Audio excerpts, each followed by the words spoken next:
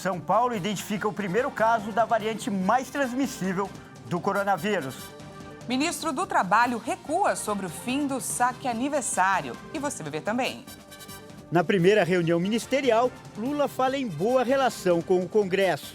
Cada ministro tem que ter a paciência e a grandeza de atender bem cada deputado, cada senador ou cada senadora que está.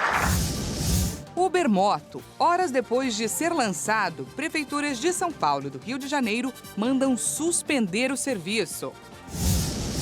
Ucranianos rejeitam cessar-fogo de quase 2 dias proposto pela Rússia. Um mergulho no meio da neve. Essa é uma das atrações do Festival de Esculturas do Gelo da China. Evento volta a ser realizado sem as restrições da pandemia. Essas e outras notícias você confere a partir de agora. Olá, boa tarde. Mais uma vez, seja muito bem-vindo. Nós estamos ao vivo. Agora são 13 horas e 3 minutos pelo horário de Brasília. Muito boa tarde, Dani. Boa tarde, Kleber, e boa tarde a Clara, você que nos assiste. Vamos juntos conferir, então, o que é notícia no Brasil e no mundo nesta sexta-feira. E olha só, na primeira reunião ministerial que aconteceu hoje pela manhã em Brasília, o presidente Lula falou das metas que o novo governo pretende alcançar. Ele afirmou ainda que os ministérios precisam manter um bom relacionamento com o Poder Legislativo. Em seu discurso de abertura da primeira reunião com os 37 ministros, Lula afirmou que um dos objetivos da sua gestão é a volta do crescimento da economia do país, com geração de empregos e valorização do trabalhador. Segundo o presidente eleito, é possível fazer o país voltar a sonhar e é obrigação do governo tornar esse sonho realidade. É possível a gente fazer a economia voltar a crescer. É possível a gente voltar a crescer com muita responsabilidade. É possível a gente voltar a crescer com distribuição de renda e de riqueza. E é possível a gente gerar um emprego em que garanta ao trabalhador um pouco de seguridade social. Lula acrescentou que quer investir no empregador e no empresário, mas também quer garantir a segurança do trabalhador. O presidente destacou que, para conseguir alcançar os objetivos, antes de tudo, a equipe ministerial precisa manter uma boa relação com o Congresso Nacional. Ele explicou que o governo depende dos legisladores do país. Que nos ajuda. Nós não mandamos no Congresso. Nós dependemos do Congresso e, por isso, cada ministro tem que ter a paciência e a grandeza de atender bem cada deputado, cada senador ou cada senadora que está. Cada um de vocês, ministros, tem a obrigação de manter a mais harmônica relação com o Congresso Nacional. Não tem importância que você divija de um deputado ou do senador. Quando a gente vai conversar, a gente não está propondo casamento. A gente está propondo aprovar uma tese ou fazer uma aliança momentânea em torno de algum assunto que interessa ao povo brasileiro. E olha só, o ministro do Trabalho e Emprego, Luiz Marinho, voltou atrás na ideia de acabar com o saque aniversário do FGTS, o Fundo de Garantia do Tempo de Serviço.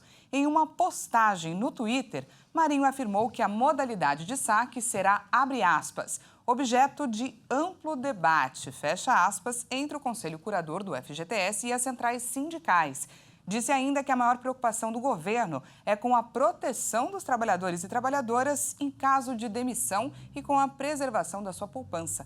A declaração sobre o fim do saque aniversário foi dada na última quarta-feira e depois confirmada pela assessoria de imprensa do Ministério do Trabalho e Emprego.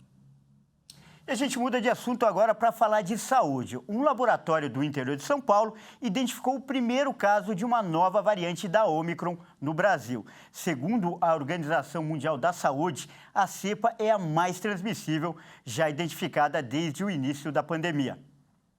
O primeiro caso da nova variante XBB.1.5 do coronavírus, conhecida como Kraken, foi detectado em uma mulher de 54 anos, moradora do município de Indaiatuba, interior de São Paulo. A amostra foi coletada em 9 de novembro de 2022 por meio de um sequenciamento genético. A identificação no Brasil foi feita pela Rede de Saúde Integrada DASA. Não foram divulgadas informações sobre o estado de saúde da mulher. A OMS já havia feito um alerta sobre o aumento de casos da nova cepa da Omicron na Europa e nos Estados Unidos e afirmado que a subvariante é a versão mais transmissível da Covid-19 identificada até o momento. As variantes mudam de nome de acordo com as alterações adicionais que vão desenvolvendo, como a transmissibilidade, ou mudanças em pontos chaves que fazem com que o vírus escape da resposta imunológica ou do uso de anticorpos no tratamento. A Organização Mundial da Saúde afirmou que a XBB.1.5 já foi encontrada em mais de 25 países. Em novembro, o Brasil negociou com a Pfizer 34 milhões de vacinas bivalentes contra a Covid-19, que protegem contra a cepa original e também variantes. As remessas finais devem chegar até o fim de janeiro. O novo governador de São Paulo, Tarcísio de Freitas, garantiu que não pretende retirar as câmeras dos uniformes dos policiais militares neste início de gestão.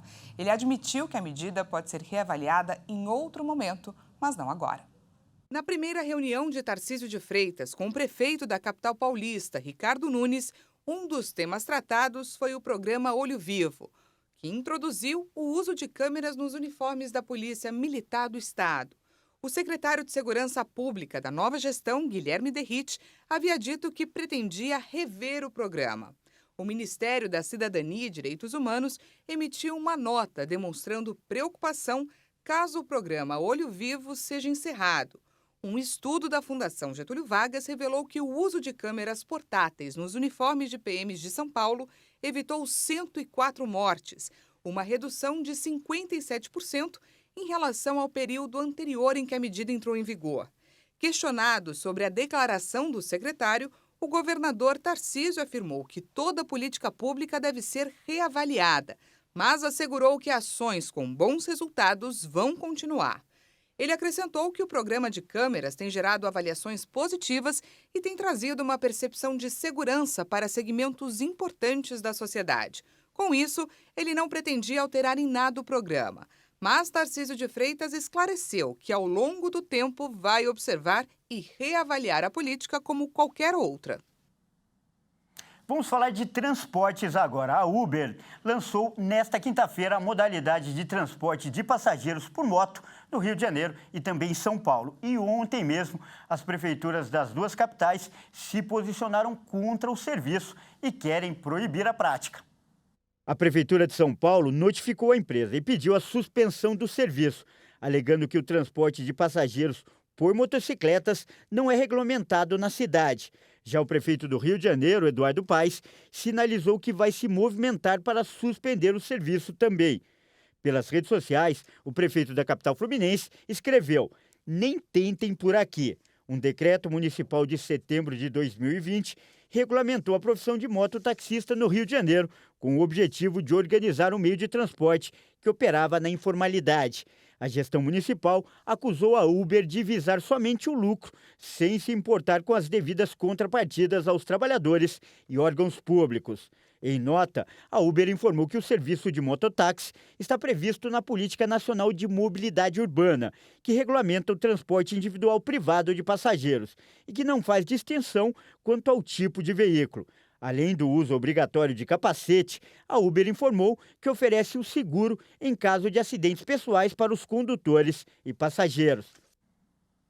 E a Prefeitura de São Paulo informou em nota que realizou na manhã de hoje uma reunião para criar um grupo de trabalho que vai discutir o assunto e a possibilidade de autorizar a realização do serviço com segurança para as pessoas. Por enquanto, o transporte de passageiro por moto continua suspenso.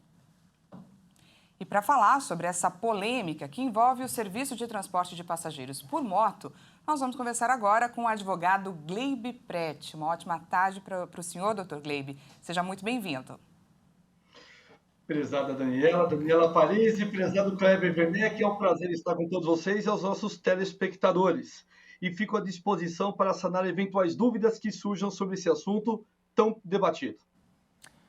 Muito boa tarde, doutor. O prazer é nosso. A Uber já presta essa modalidade de serviço em 160 municípios brasileiros, mas São Paulo e Rio de Janeiro anunciaram a proibição. O que a gente quer saber primeiro é o que diz a lei.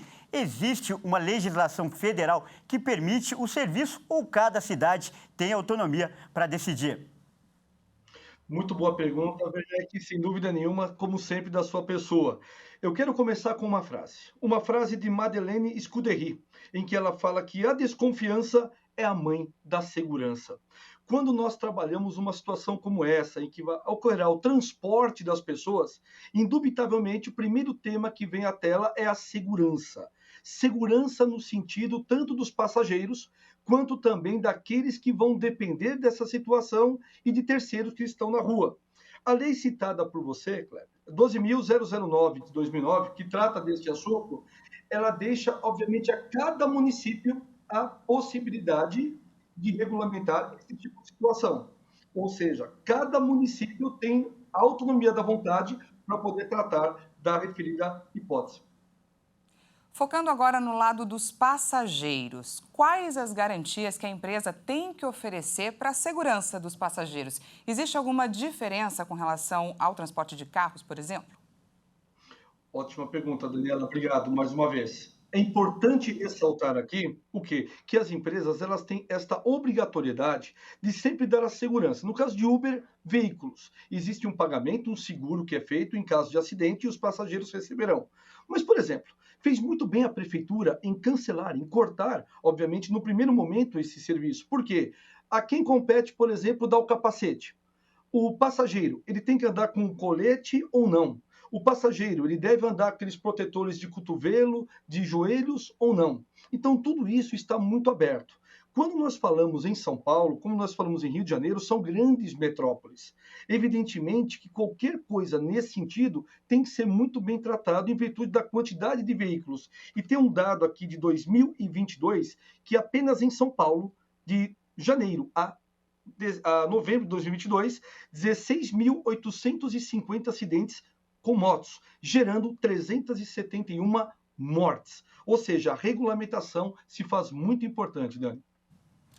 E, doutor, vamos agora para o lado econômico, financeiro, que também é importante para o usuário. A Uber alega que o serviço é bem mais barato para o usuário. Impedir uma opção mais acessível de transporte fere o direito do consumidor? Ótimo. Aí nós temos dois parâmetros, Kleber. Primeiro parâmetro é exatamente a Constituição Federal, que é o livre exercício de qualquer profissão, e o Código de Defesa do Consumidor. Mas aí, quando há um conflito que envolve exatamente pessoas, nós temos que colocar na balança segurança e economia. É como na vacina que vocês citaram um pouco antes. Ou seja, o problema da Ômicron, a segurança e a economia. Em outras palavras, vale a pena você ter uma vantagem maior no transporte? Eu fiz um levantamento agora pela manhã de uma viagem de veículo R$ 24,00 e a mesma viagem de moto R$ 19,00. A pessoa precisa ver o que ela depende. Um dia como hoje, que está chuvoso em São Paulo, será que não seria mais arriscado? A princípio, financeiramente, não está valendo a pena. Bom, e nós acabamos de conversar com o advogado Gleibe Prete. Muito obrigado mais uma vez por essas explicações e essas valiosas informações. É sempre um prazer tê-lo conosco. Muitíssimo obrigado mais uma vez, quero ver você, Dani. E fecho com uma frase de Ambrose Bierce, que ela fala que ousadia é uma das qualidades mais notáveis de um homem, mas desde que tenha segurança. Esse é o parâmetro para essa situação. Um abraço a todos. Grande abraço. E veja a seguir, ucranianos rejeitam cessar-fogo de quase 2 dias proposto pela Rússia. E ainda, um mergulho no meio da neve. Essa é uma das atrações do Festival de Esculturas de Gelo da China. O evento volta a ser realizado sem as restrições da Covid-19. Nós voltamos já.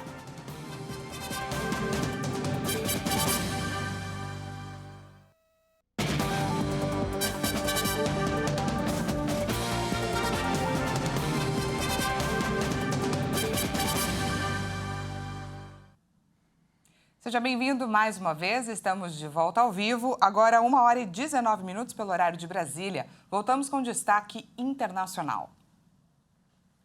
E a gente fala agora sobre o conflito no leste europeu. Começou nesta sexta-feira um cessar-fogo temporário das tropas russas contra os ucranianos. A trégua de 36 horas foi anunciada ontem pelo presidente Vladimir Putin, mas a Ucrânia negou o pedido. Esse é o primeiro cessar-fogo desde o início da invasão em fevereiro do ano passado. O anúncio foi feito pelo presidente russo, Vladimir Putin, a pedido do líder da Igreja Ortodoxa do país. O motivo é a comemoração do Natal Ortodoxo, comemorado anualmente nos dias 6 e 7 de janeiro. O cessar-fogo, que começou na manhã de hoje, às 6 horas, pelo horário de Brasília, deve durar pelo menos 36 horas. Após o anúncio, o presidente ucraniano Volodymyr Zelensky se pronunciou, rejeitando a oferta de trégua temporária, alegando que a proposta se tratava de uma hipocrisia por parte do governo russo. Zelensky afirmou ainda que o exército ucraniano não vai deixar o campo de batalha até que as tropas russas deixem todos os territórios ocupados. O presidente dos Estados Unidos, Joe Biden, e o chanceler alemão, Olaf Scholz, devem enviar veículos blindados para ajudar a Ucrânia na luta contra a invasão russa.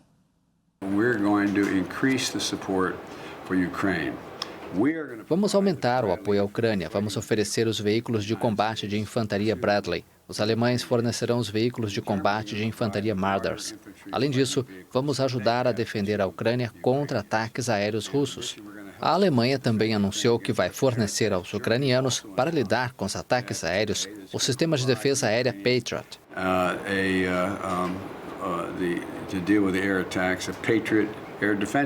Os veículos de combate Bradley e Marder farão parte de uma nova fase significativa do fornecimento de armamento ocidental às forças armadas da Ucrânia. Kiev fez uma longa pressão para obter armas mais pesadas, incluindo tanques, que lhe permitiriam passar a ofensiva. Os países ocidentais se mostraram relutantes em sua maioria, por temerem ser arrastados para a guerra ou provocar ainda mais a Rússia. Mas esse impulso parece ter mudado. Embora os Bradleys e Marders não sejam tanques, eles são considerados armas poderosas, capazes de enfrentar o equipamento russo.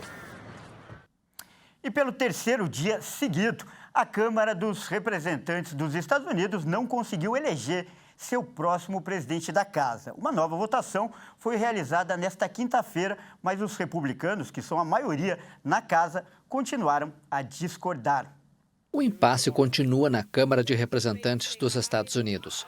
O favorito para suceder a democrata Nancy Pelosi, o republicano Kevin McCarthy, tentou estender a mão e fazer concessões, em vão, para os cerca de 20 apoiadores de Donald Trump que bloqueiam a escolha do novo speaker, como é chamado o presidente da Câmara.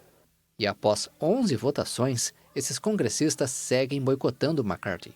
Os debates serão retomados nesta sexta-feira.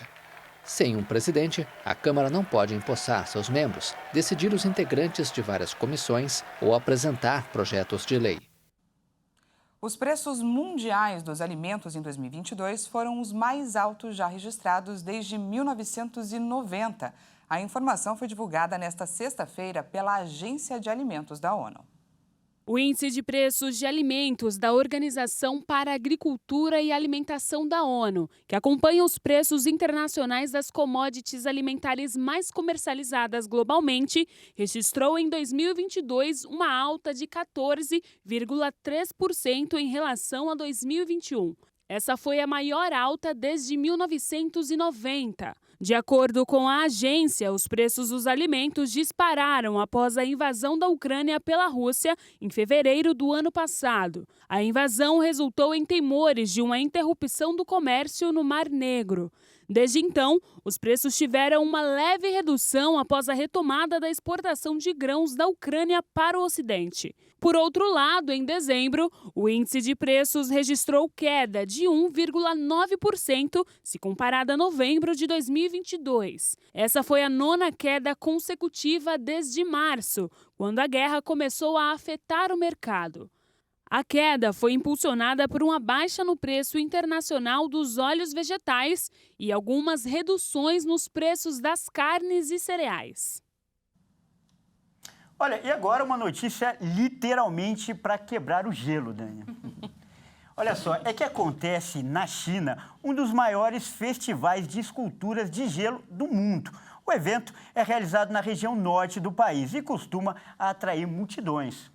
Esse ano o festival será especial, isso porque ele vai voltar a ser realizado sem as restrições da pandemia. A empolgação dos chineses é tão grande que tem gente que se arrisca a mergulhar em uma piscina no meio do gelo. Pois é, esse programa gelado promete aquecer o turismo do país. Vamos conferir. A China inaugurou esta semana um dos festivais de inverno mais conhecidos do mundo. A festa na cidade de Harbin, no norte do país, costumava atrair multidões antes da pandemia de Covid-19. Este ano, o evento tem tudo para repetir o sucesso de público, já que a maioria das severas restrições para a doença foram encerradas por Pequim. A beleza das atrações só ajuda em Harbin, onde imponentes esculturas de gelo se erguem em uma cidade iluminada que surge a partir da neve. Estou confiante na recuperação do turismo de Harbin. Os turistas estão ansiosos para vir. A cultura do gelo e da neve de Harbin é muito conhecida. E não são apenas as esculturas que mobilizam os turistas. Alguns corajosos esquecem o frio e mergulham em uma piscina criada em meio ao gelo. Nadadores como Zhang Mingguo acreditam inclusive que a prática congelante pode ser até útil na recuperação da Covid-19. Eu nado no inverno há 4 anos. Não me sinto desconfortável quando entro na água. Apenas um pouco de frio quando mergulho, mas me recupero em não mais do que 20 segundos. Me sinto muito bem e relaxado depois de nadar no inverno. O primeiro Festival Internacional de Gelo e Neve de Harbin foi realizado em 1985. A festa hoje reúne artistas de todo o mundo que fazem arte na complexidade e gigantismo das esculturas. Lindo, né, Dani? Olha, eu fiquei com frio só de olhar. Olha aí, verdade. E eu quero aproveitar essa matéria do gelo para me derreter em elogios para minha colega aqui. Afinal, mais uma sexta-feira chega e mais um dia, mais uma semana ao seu lado, aprendendo e te admirando, é claro. Ah, muito obrigada pelos elogios, são recíprocos. Essa edição fica por aqui. Muito obrigada pela sua companhia. Uma ótima tarde para você e até amanhã. E não se esqueça que às 13h50 eu volto com mais notícias para você.